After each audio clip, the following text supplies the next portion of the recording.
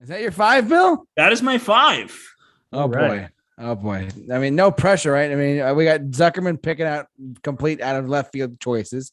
We got Matt picking out like somewhat mainstream choices. We got Bill picking out somewhat mainstream choices. I'm going to just come right out and say it. I couldn't really think of any obscure artists off the top of my head. Like, I couldn't think of like anything like that. So I'm picking somewhat to pretty much mainstream artists that I think this might be an unpopular opinion. You guys might not agree with me on them, but let's see where we go. So my first pick, and I have 3 honorable mentions, but my first pick is Bryan Adams. I don't know. Because hear me out. Here's my reasoning why I picked Bryan Adams. Yes, he has all the money in the world. Yes, he has success. Yes, he has 4 number ones in the Billboard Hot 100. Hear me out for a second.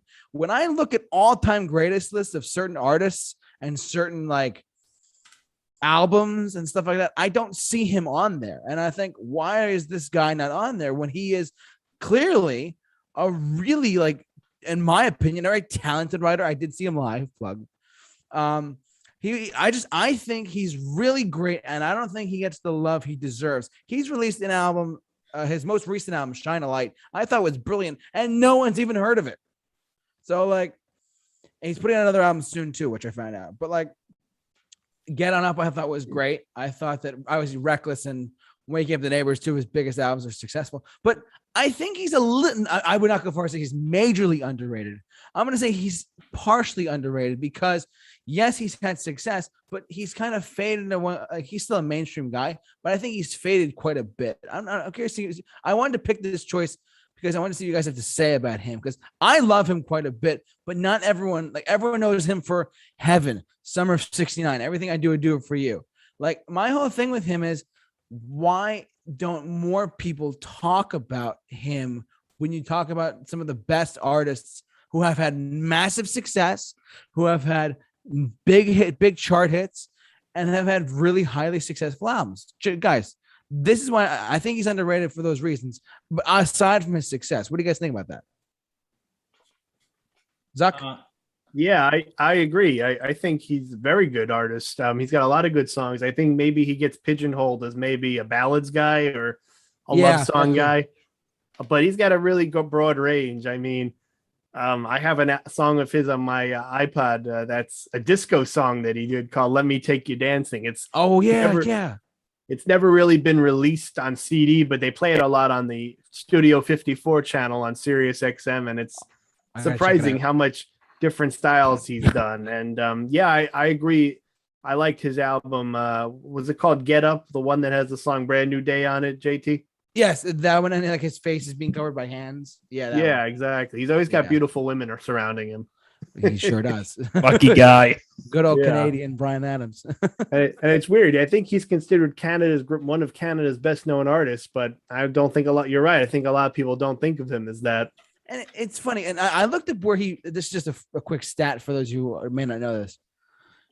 I looked up where he plays, like in the United States of America, outside of the world and other parts of the planet, Europe, Asia, South America. He'll play in big stadiums or arenas. Here in the U.S., I saw him at the Jones Beach Marine Theater. That's a really small, it fits like 15,000 people, not even 10,000 probably. Yeah. Like, he played such small venues in the U.S. I mean, he could easily book a Madison Square Garden. He could easily book a MetLife Stadium, but he just doesn't for some reason. And that's why I'm like, whether you have a guy like him who has so much success, such great music, still putting out good content, I don't understand why this is why I chose him in particular. It was one of my first 5 picks. But like, I love him. I really do. I just don't know why he's just like so like far back as far as the mainstream goes. Like I'll give you an example. Before COVID hit, Bon Jovi was going to tour with him as the opening act for his tour. I'm like, why is Bryan Adams opening up for Bon Jovi? I mean, I get it's a big hit thing, but like, why would he do that? He's such a mainstream guy. And apparently, I guess he's not that mainstream in the US as much as people might think so. I mean, Summer of '69 is one thing, but what do you guys think? Anyone? Here's the thing about Bryan Adams in general. I don't know if I consider him underrated. Maybe on the cusp between underrated and accurately rated. Okay. But of him, I don't really know why he plays smaller arenas than bigger arenas. The Jones Beach Theater is a theater. It's like Bethel Woods up here. That's how small it is. It's like by 10,000 people, and it was a co-headlining with him and Billy Idol. The guy is just, I don't get like how a big name like him could play and like do smaller. You know what I mean, I don't know. It's just, this is why I picked him, because he's just like, he's such a, it was an unusual choice, but I think he's a little bit underrated in that aspect personally. That's me. I mean, Matt, because he's not playing like the Garden or. Yeah, he's not playing like a big arena show. Yeah, Matt, what do you got? Wasn't he? Sorry, Bill. But what I was going to say was I don't know his music that well outside the big hits. I mean, I really like Summer of '69. I like Heaven.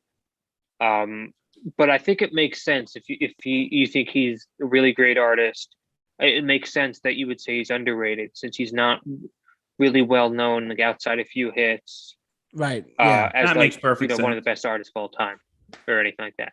Yeah, I think the guy's great. He's had 4 number-1 hit singles on the Billboard Hot 100 over the course of his career, but after the 90s, no one really heard from him again as far as like mainstream stuff goes. Like, I think Dan, I mean, correct me if I'm wrong. I looked it up one time, and to take a guess where Get On Up and Shine a Light charted on the Billboard 200. I'm guessing in the UK or somewhere else in Europe. You know what I mean? Like on the Billboard 200, like the albums charts. Just guess how high he charted on there. Oh, probably 40s, 50s, maybe. The I'm probably 180s. wrong, right? 184. Oh wow.